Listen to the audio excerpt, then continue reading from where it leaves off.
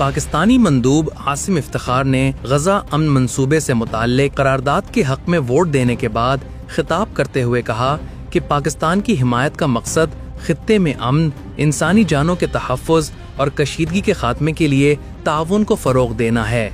उन्होंने कहा कि फ़लस्तीनियों की सियासी, इंसानी और हक़ खुद इरादियत के बगैर मशरिक़ वस्ता में देरपा अमन का क़याम मुमकिन नहीं।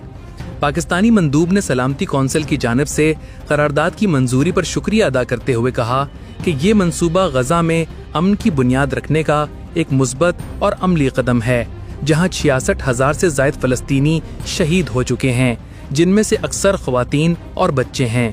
आसिम इफ्तिखार ने अपने खिताब में अल-कुद्स को फ़लस्तीनी दारुल हुकूमत तस्लीम करने पर जोर देते हुए कहा कि ये सिर्फ एक शहर नहीं बल्कि फ़लस्तीनी शनाख्त की रूह है।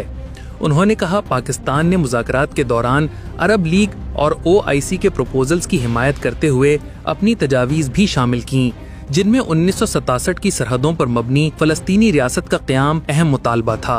मुबस्सरीन के मुताबिक पाकिस्तान का हालिया मौक़िफ़ इस बात की अक्कासी करता है कि मुल्क मसला फ़लस्तीन के सियासी और इंसानी हल के लिए सिफारती कोशिशों में मुसलसल फ़ाल किरदार अदा कर रहा है और जंग बंदी को मुस्तकिल अमन में तब्दील किए जाने की कोशिशों की हिमायत करता रहेगा।